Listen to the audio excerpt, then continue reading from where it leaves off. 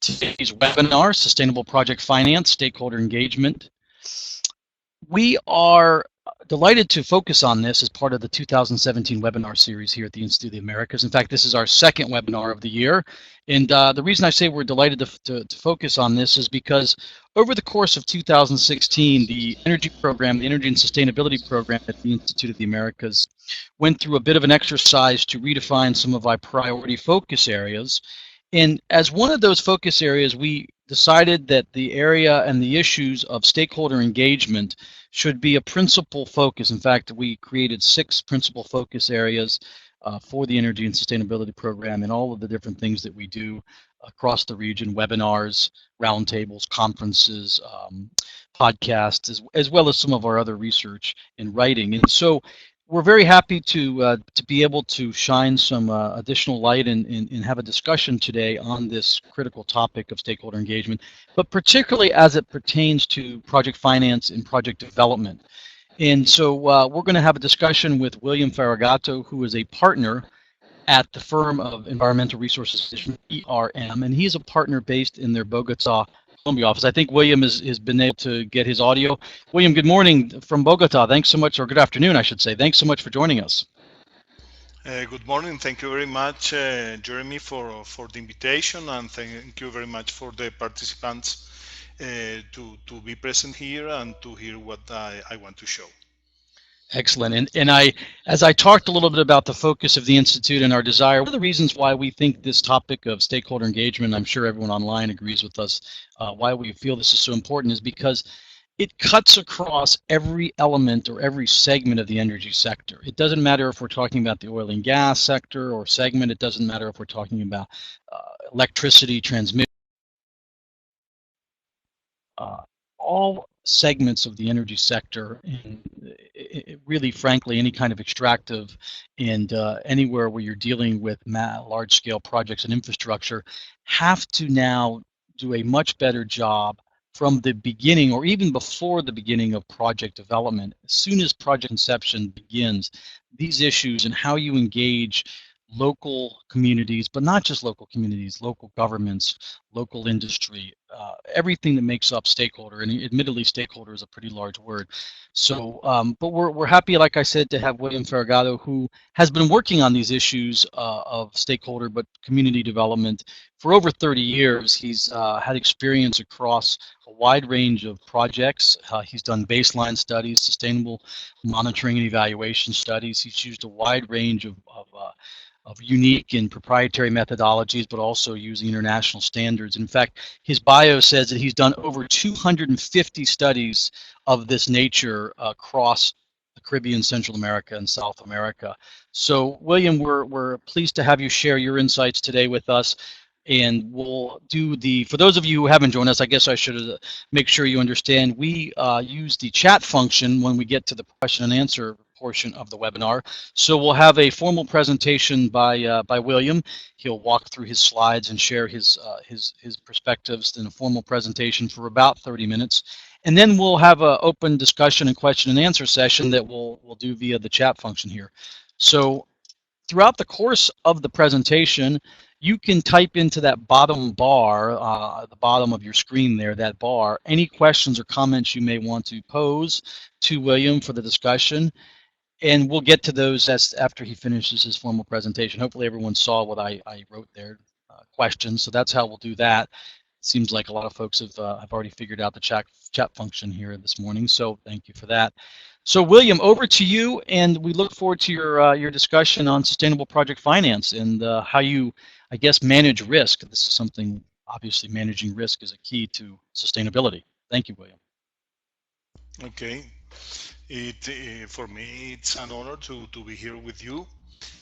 As Jeremy said, we will be talking in the next 30 minutes about sustainable project finance, and mainly focus on stakeholders engagement and managing the risks, because, as you know, every single project needs to identify and manage the risk in order to design measures, in order to design solutions from the very beginning, in order to attend these risks. So let's go ahead. And I want to start trying to define what means sustainable project finance. And it means an early identification of the risk related with the environmental and social environment that may cause negative effects in the development of the project. And this risk could be identified in the short, medium, and long term. And when we identify this risk and we design specific sustainable solutions for every single risk identified, what we are doing is to allow the project to be sustainable in the long term, because we are identifying, we are attending the risk, we are designing measures in the social environment, in the environmental issues, and also in the operational and health and safety risk related with the project. In this way, if we consider this identification from the very beginning, what we are doing is preventing negative impacts, because we are designing specific measures that will be included in the engineering design of the project in order to prevent these impacts. And this is really what we consider giving sustainability to the project from the conceptual phase until the decommission phase. But what allows us to do or to project when we are doing this risk identification and sustainable measures design? What we do is to enhance the project positive impacts in the influence area. And I want to clarify that when we talk about influence area, we are not talking only about the footprint of the project. We are talking about the area where direct and indirect impacts could manifest. And it's very important because sometimes the influence area is much longer than the direct influence area or the footprints. And we need to consider the impacts that could be manifested in this area from a social, from an environmental, and also from a community health and safety perspective. If we identify this risk and we could prevent the impacts from the very beginning, what we are doing is to enhance the project positive impacts. And it will be quite good in order to show a very sustainable project for the communities, for the stakeholders, including the NGOs, including the government, and also, of course, including the civil society. And when we consider this risk and we attend the risk and also we design the measures, what we are doing is promoting the community trust, which is quite important in order to allow the project to be done. And also we are promoting the transparency, because we can publish and we can promote this information that we are working from the day number one of the project until the decommission, in order to prevent the impacts, the negative impacts, in order to enhance the positive impacts. And also, sustainability projects finance is about an active inclusion of the stakeholders throughout the whole life cycle of the project. If we can include them, and if the stakeholders feels that they have a very good engagement with the project, we could develop the project with less interference. And it's very important because today, mainly in Central and South America, we have to deal with something that is named the social license, which is not a paper or a permit, but is the permit given by the community in order to develop the project. So many important projects in the region uh, couldn't be developed because the communities go against the project and they really stop the project. So this environment, this social license is quite important, and it could be done putting in practice these sustainability project best practices. But how does it work? Okay, it works implementing recognized finance standards, and there are a long list of them. But I want to show you here which are the main standards that usually we use in order to do the project finance. For example, one of the most important are the IFC performance standards and the specific sector guidelines that were designed in order to cover all the social, environmental, and health and safety aspect of a long list of different projects. On the other hand, we have the World Bank safeguard policies, which are quite good, and they are applied mainly when the governments are going to develop a project.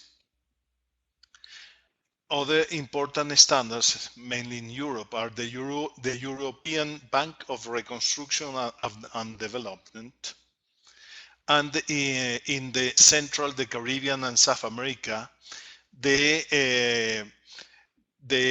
Development Bank of Latin America, the CAF, the environmental and social safeguards of this bank.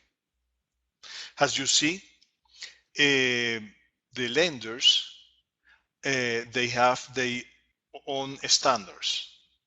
But worldwide, what are being using the most are the IFC, the World Bank, and in Central and South America, the CAF, environmental and social safeguard. They are quite important. And one of the most important standards that are being applied globally are the Equator Principles. And these principles were designed in the early 2000s, and right now we have the third version of these principles that were published in 2013.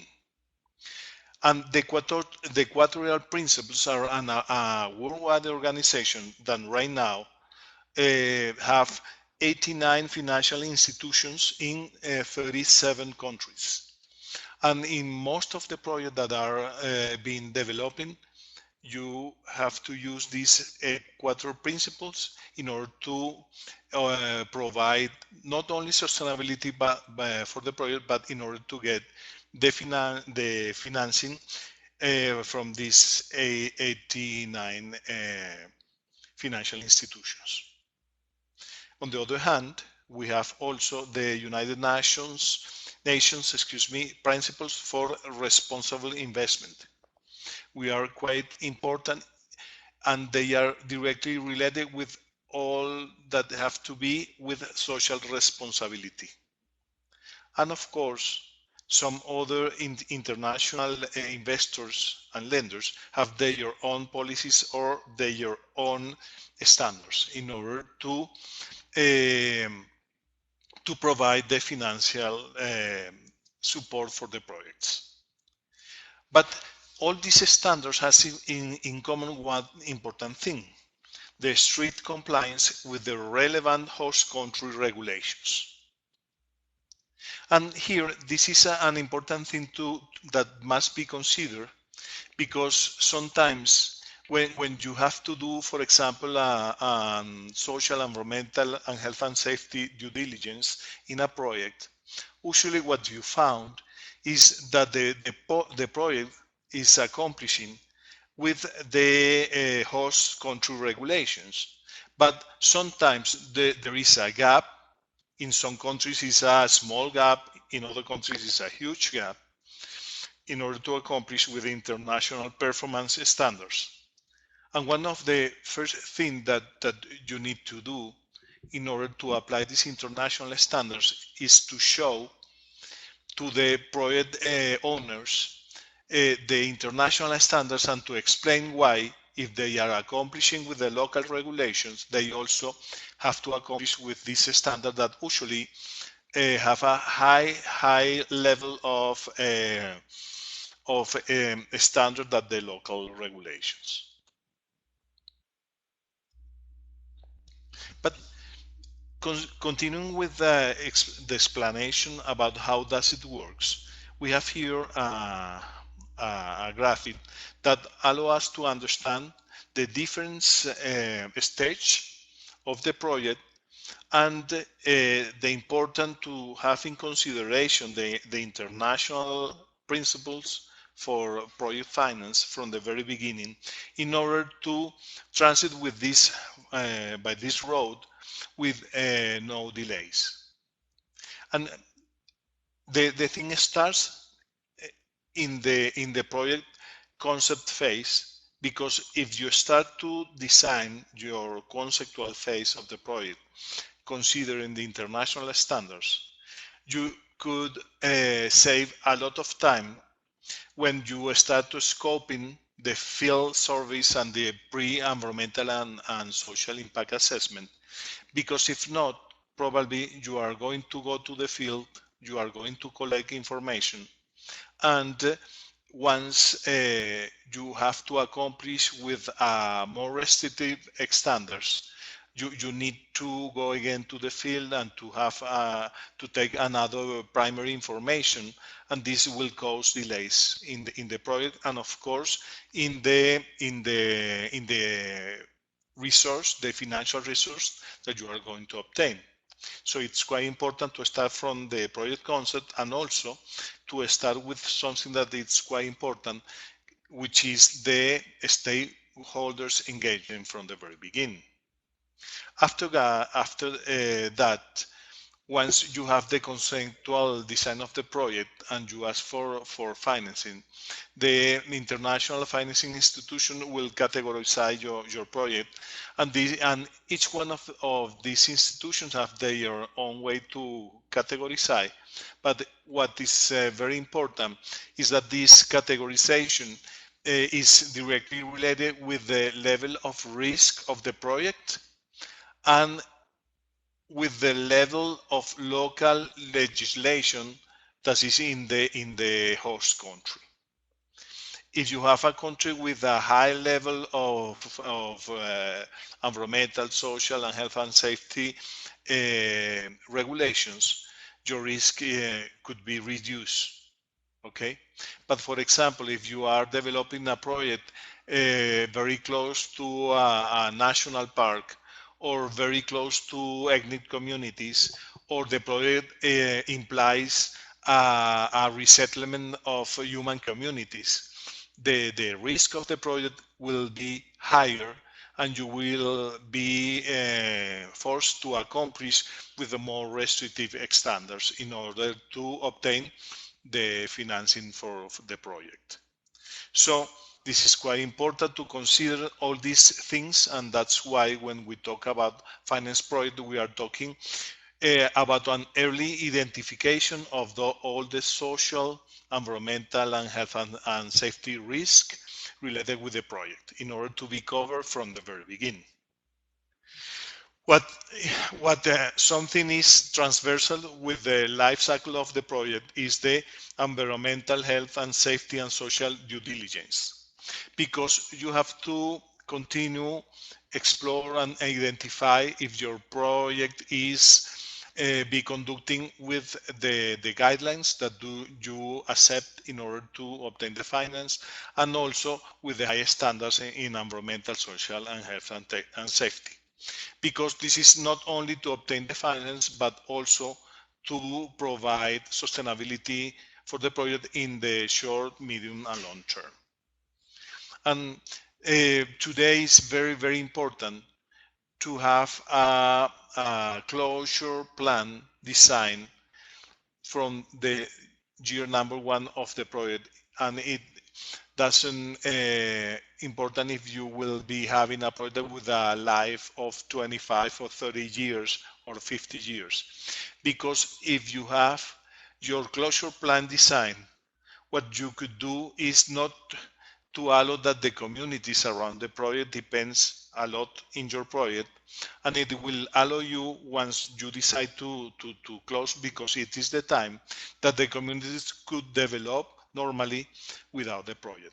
This is something quite important when we consider the sustainability project finance. And working in the identification of the environmental and social risk, in so many works that we conduct around the region, we identify that most of the time we lack of management systems interconnected that deal with the environmental, social, and health and safety issues of the project. And sometimes we find that we have this management system in the headquarters of the project, but when we go to the field, we could identify that these procedures are not good implemented in the field. So this is one of the main findings that we do, and one of the first things that the project finance standards are asking for is to have a very good structured and implemented management system. On the other hand, many of the environmental and social impact assessments are done with incipient project description. And this is a high risk, because when you don't have a very good project description, you are not allowed to identify specific impacts that could be manifested in the future and could cause you problems with the communities or with the environmental authorities. On the other hand, in so many projects, we identified that the lack of analysis of alternatives. And in some countries, this is not required, but the international standards, or at least most of them, ask to conduct this kind of studies before to conduct the environmental, social, health, and safety impact assessment.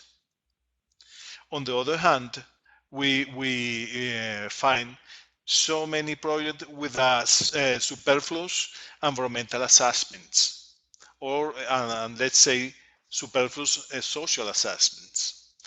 And the worst is superfluous community engagement. And most of the time, this kind of project have problems, and they could not be developed because of the lack of this kind of surveys and studies.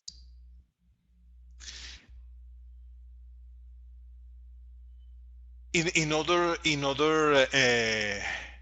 some countries, there are a lot of problems with public order and law enforcement, and because some little, let's say, bands are operating in the areas, and they make economic pressure in the projects. And this is something that must to be considered as a high risk from the very beginning, because when a project allows to have a kind of deal with this kind of illegal bands, this really impacts the sustainability of the project in the short and medium term. Because once you establish a kind of agreement with these illegal bands, this causes a dependence and really a high risk in order to develop the project, and for sure in order to obtain international finance.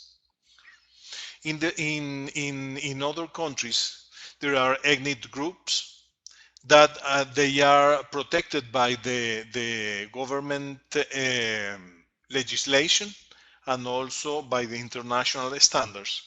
In some countries, for example, let's say Colombia, mainly Peru,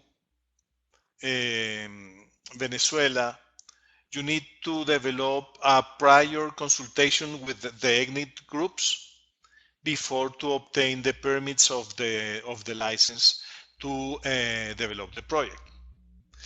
And in some countries, because of the lack of a very good understanding about the relationship between the projects, the development, and the ethnic communities, the high-level courts, like Supreme Courts or constitutional courts, are producing some decisions that impacts directly the projects. And this is something that the government needs to deal quite urgent in order to prevent that the projects go away of the countries because they could not do or they could not establish a deal with the need communities.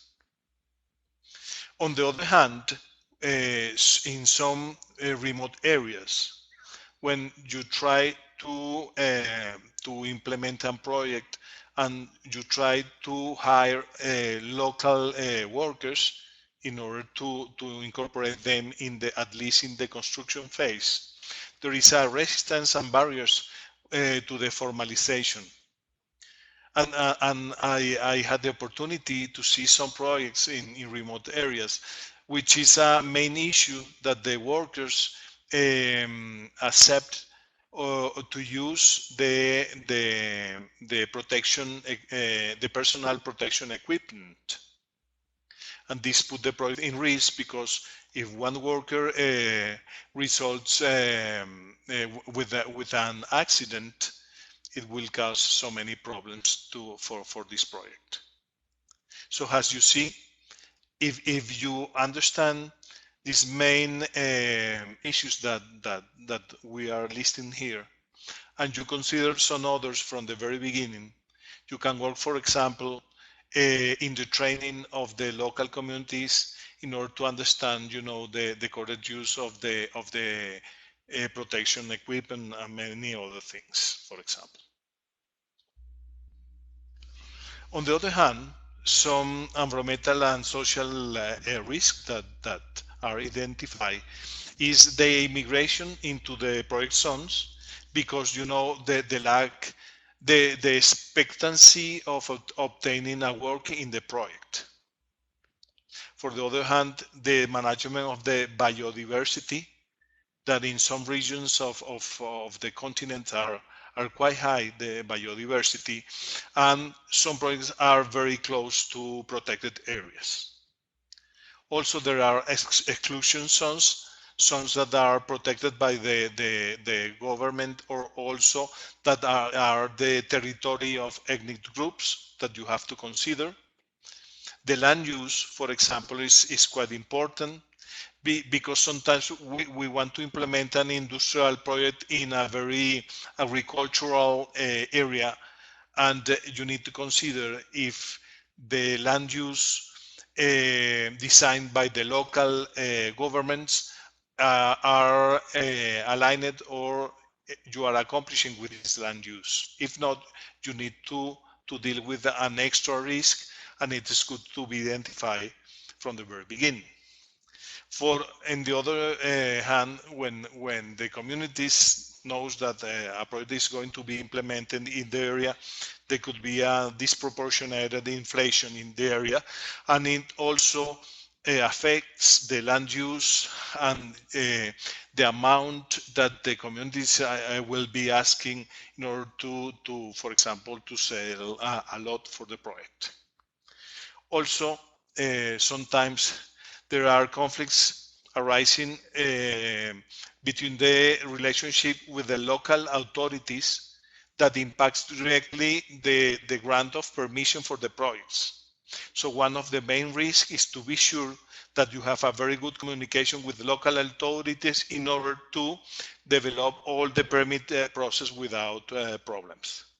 Of course, in some areas there are environmental and social liabilities, some of them that was there because previous projects, and also and some of them because the lack of the government support in those areas that you have to deal with.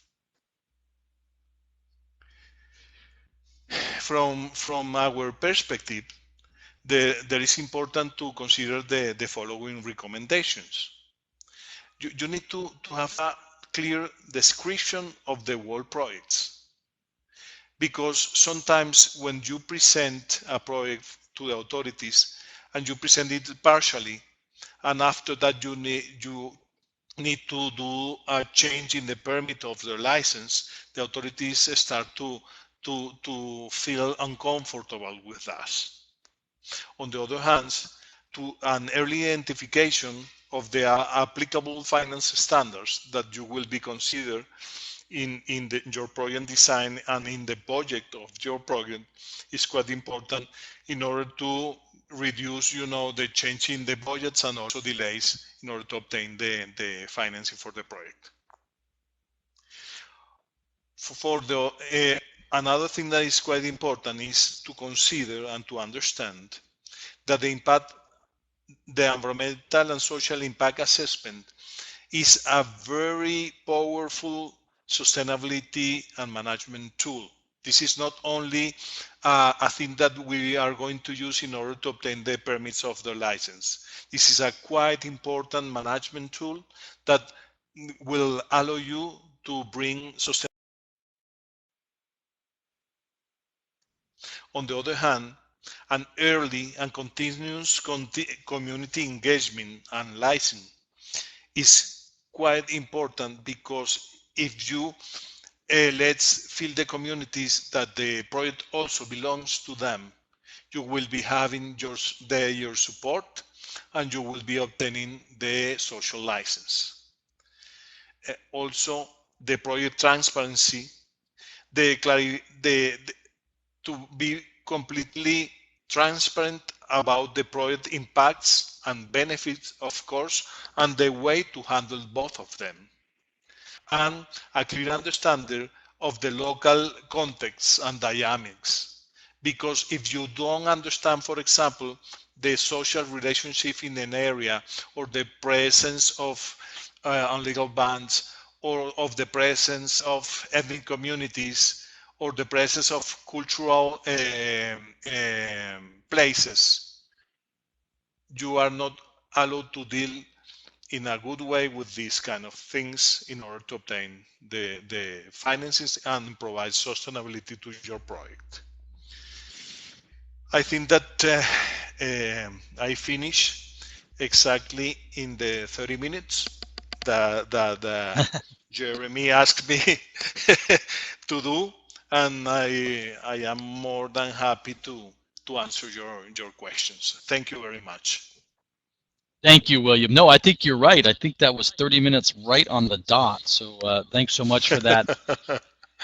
I think people have been able to see. I've seen some folks oppose the or use the chat function. So just a reminder here, we'll use this chat function, the bar there, to have the questions and answers here with William. And so there's a lot of information. Obviously, this is an issue and a topic that that requires a lot of time. So I appreciate you condensing the key factors and considerations into 30 minutes. As we wait for some folks to get into something that is part of the conversation that the Institute continually has. When we do panels, and you were there, and we appreciated your support of our program in Bogota last November, one of the key questions we had on a panel was, how do you define social license to operate? And you talked a couple different times during your presentation about this idea of social license. So I'd like to understand from your perspective, what does that mean, and how do you define social license and social license to operate? Yeah, it's a very good question, Jeremy.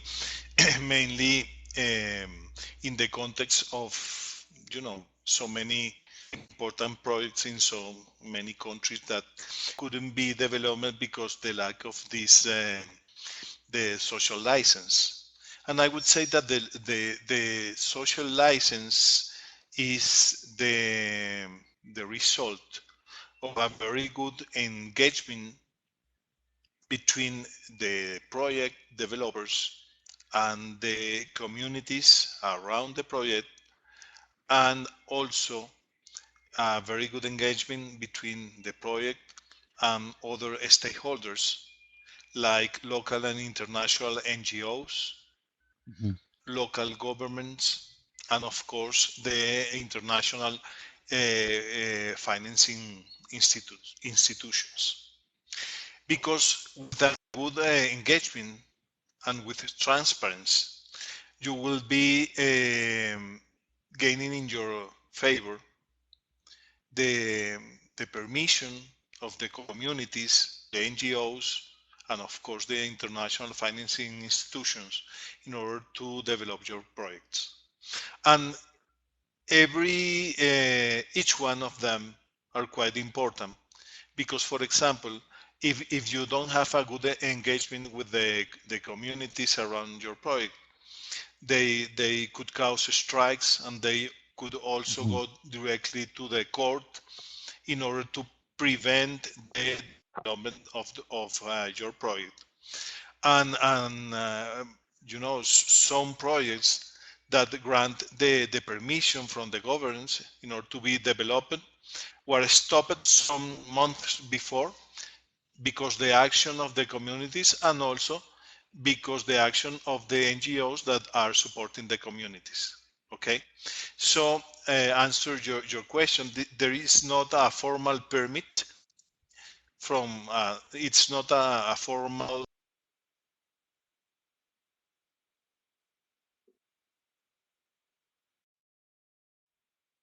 William? Oh,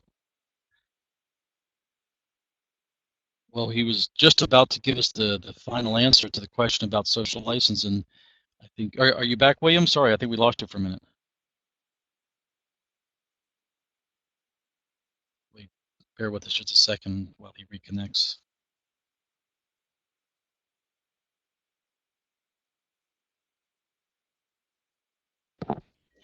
Sorry, do you hear me? Yes, we have you back. You were literally just about to answer the final piece. That's very suspense. This is like a TV show that then goes Yeah. to commercial. So, in order to close the idea, the social license is not a permit granted by the government. There is a permission, let me say or use this word, provided by a good relationship and engagement between the project, the communities, and the NGOs in order to develop the project. Okay?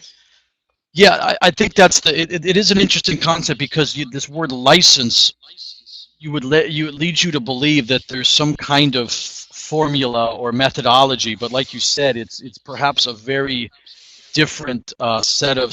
It's very project specific, perhaps is the best way to say it, right? And almost country specific and region specific.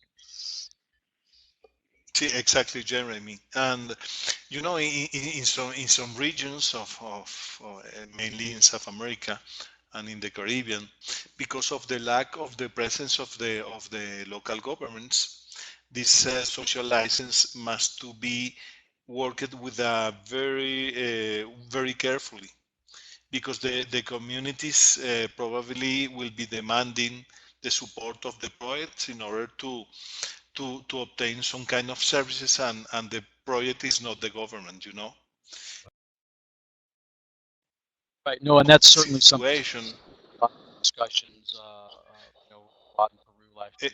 in order to handle all this situation, you need to identify from the very beginning the local conditions in order to, to provide a very good engagement.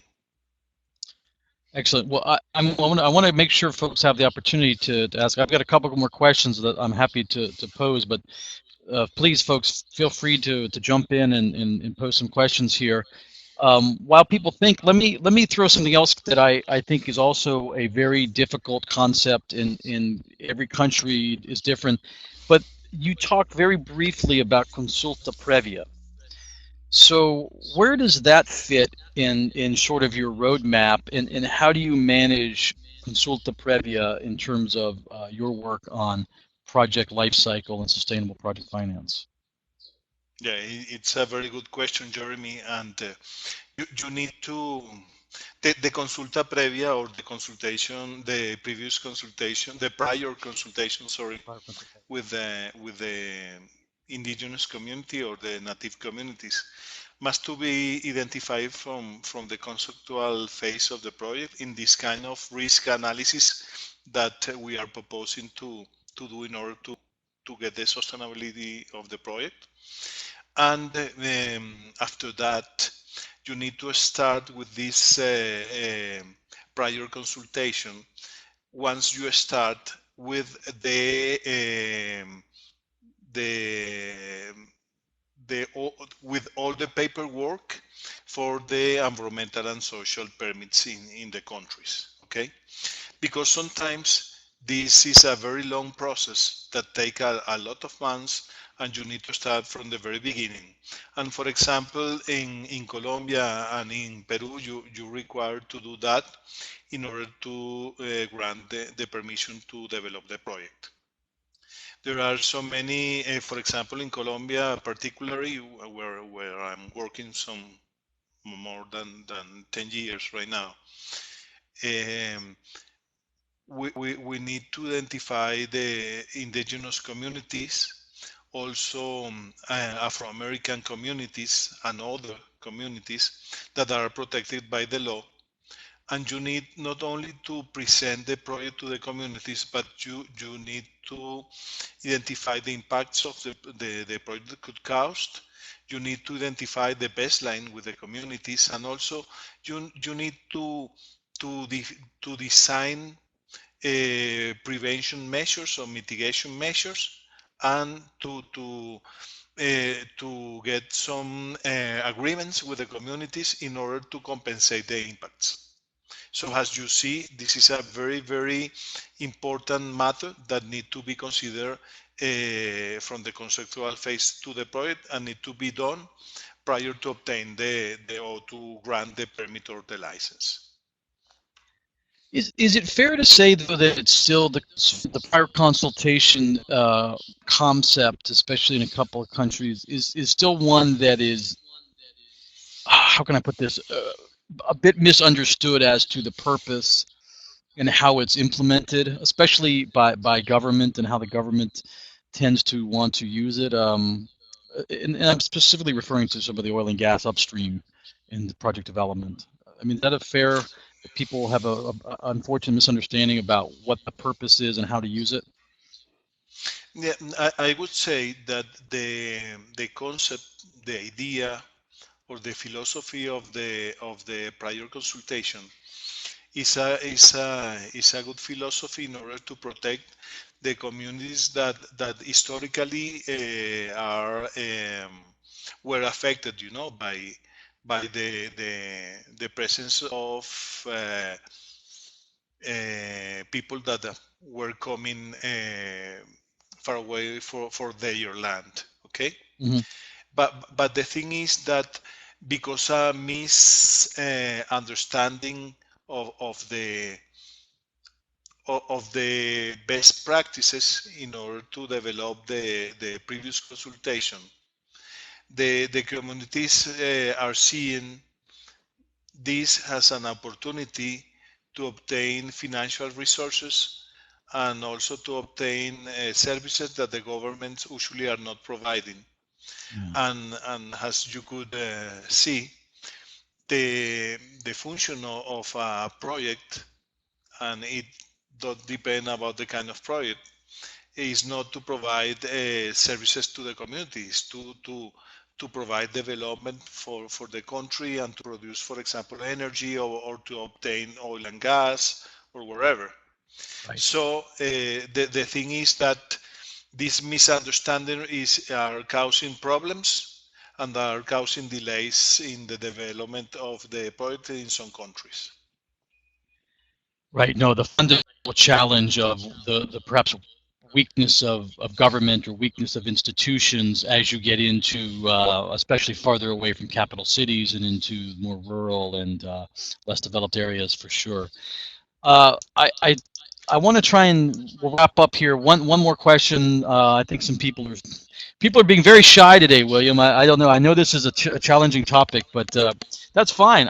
I'll keep talking. I'll keep throwing my questions at you because again, this is something that we really are trying to spend a lot of time on because, as you pointed out in your presentation, literally projects can be stopped or killed because of missteps or errors along the way of the roadmap and issues you've talked about. You mentioned something that was very interesting to me very early in the presentation. You said the importance of active inclusion of stakeholders throughout the project lifecycle. And what I'd like to have you explain, if you were consulting to a project in a company, how would you tell them to do that, to really ensure active inclusion of stakeholders? Excuse me, Jeremy, could you repeat the last part because I missed it? Sure. No, I wanted you to go back to something you said where you had mentioned the key issue of the need for active inclusion of stakeholders throughout the project lifecycle. What would you advise a client on how to do that?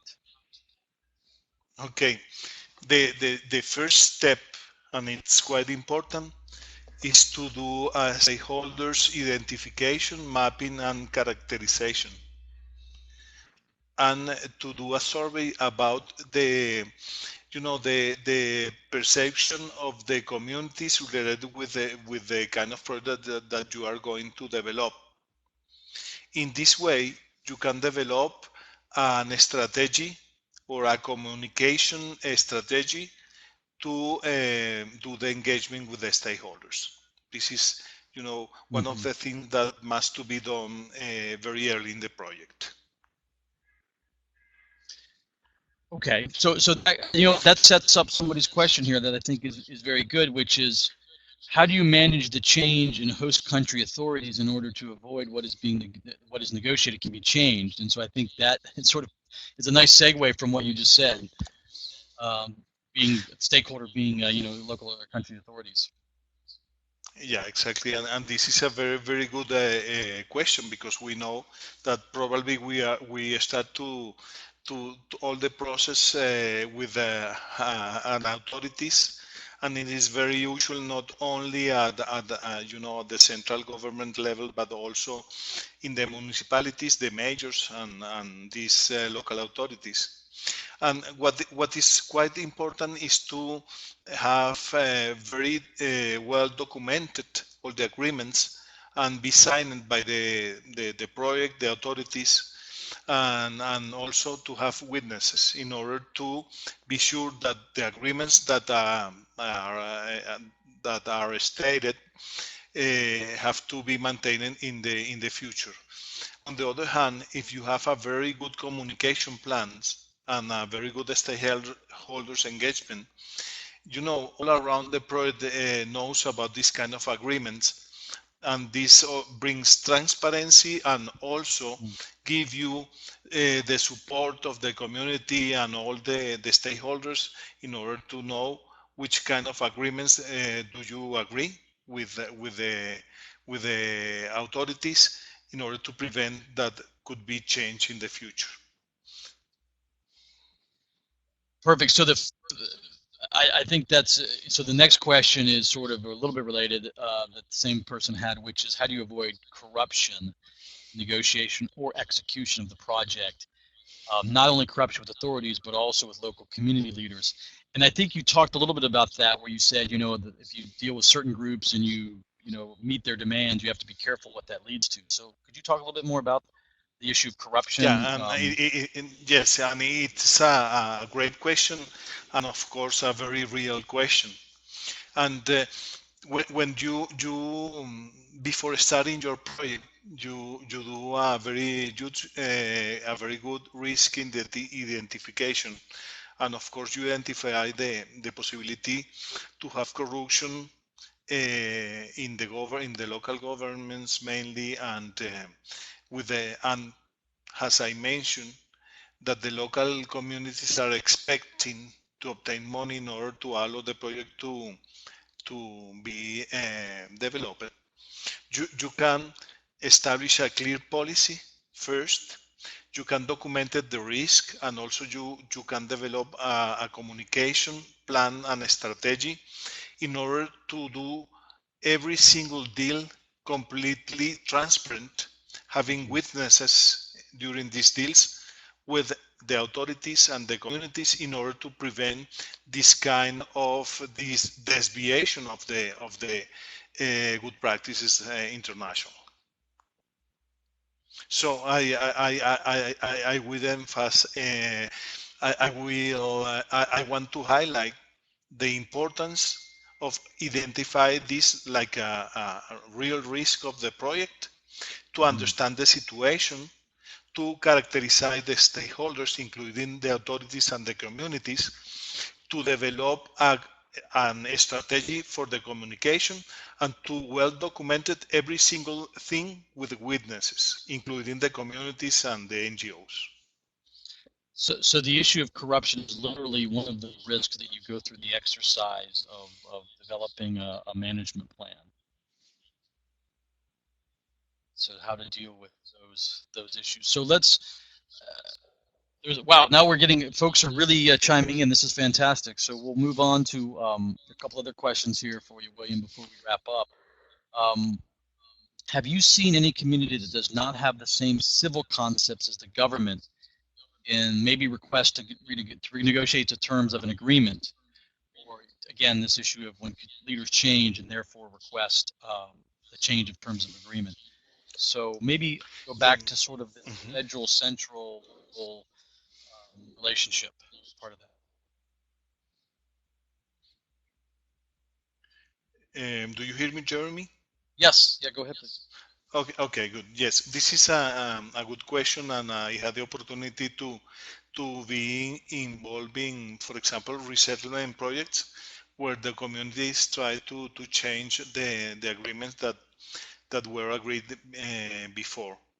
And in my expertise, what was a very good lifesaver for the agreements and for the project is to have signed the agreements between, of course, the project, the leaders of the community, and also to the government agencies that need to be called in order to guarantee the transparency of the project. Okay. Because when you have this and the agreement is completely clear and signed, it's quite difficult for this leader to change. Or if they pretend to change, you will be having the support of the authorities and also of the communities. Sometimes, and this is not a good thing to share, but it's the truth. Sometimes the leader are seen by their own interest and not by the community interest. And if you have, all written in paper, it will help you in order to keep the agreements. So I think that's very interesting. I mean, it leads to, I think, another question somebody posed just now is, how do you manage internal political issues between authorities and the opposition political group? I mean, you were just talking a little bit about sort of when a leader of a group and the groups, maybe don't necessarily have the same interest, or they are pushing the same interest, but how do you deal with internal political between authorities and opposition politicians? Okay, I want to emphasize the importance of the understanding and characterization of every single part in the project in order to develop the strategy and in order to accomplish 100% with the strategy to avoid these kind of issues. Okay, so that's why I'm mentioning that from the very beginning it's important to have this risk, social, environmental, and health and safety risk assessment to understand which is the situation in the project side, and to develop a plan and accomplish with this plan. Excellent. Perfect. Well, look, thank you. There's one, I do want to ask a final question, which sets me up for a bit of a announcement here. And, you know, everyone is joining us on the webinar, but we also do programs in country. And at the end of February, we'll have a discussion on more on the regulatory side, but consolidating the reform in Mexico. And so for folks out there, please make plans to join us February 28th in Mexico City. So here's the question, and we'll end here, William, and thank you so much for your insights and time. This has been superb. What staff roles or skills are considered necessary or useful to conduct a successful social impact assessment? There's an example said that requirements by the Ministry of Energy in Mexico as part of the 2013 energy reform. And the final part of the question, is it possible to conduct a compliant assessment without on-site focus groups and interviews with the local community? Okay. Both questions are quite interesting. One of the skills that are really necessary in order to develop environmental and social impact assessment is the knowledge about the local conditions. It is quite important. And sometimes I had the opportunity to review social and impact assessment that were done by a company that didn't have, the local knowledge. And really the most important part of these studies that are the prevention and mitigation measures were not well designed in order to cover the truly impacts that will be manifested for the project. So I would say, of course, the academic preparation, expertise, but mainly the local understanding of the social and environmental conditions that are present in the area. This is quite important. In the social aspect, a very good relation with the local communities in order to obtain very good quality information. On the other hand, the other question was, I am reading here, it is possible to conduct a compliant assessment without on-site focus group and interviews with the local community. And I know that sometimes these kind of requirements that are done by the international standards are more restricted than the standards that are handled in the countries. But if you want to accomplish, for example, with the IFC performance standards or the World Bank guidelines, you must to have an engagement and relationship and a kind of, let's say, consultation with the local communities about the project, and you have to have these meetings well documented. And sometimes when you are somebody is doing a due diligence in your project, this group of people will be talking with the communities in order to know if they were informed and they had a very good engagement with the project. So let's say it's quite important to do that, and it is not, and if the local regulation don't ask you for that, you have to show that you are accomplishing with this, which is very important for the international standards. Yeah, and from everything you said this morning, it's obviously compliance with international standards is important, but I get the sense from all of that you've laid out, there'd be no reason, I mean, it seems silly that you wouldn't do local interviews or interviews in the local community and on-site focus groups. I mean, why would you do that, say, from the capital city when the whole point that you've emphasized this morning is that active inclusion and getting out into the communities?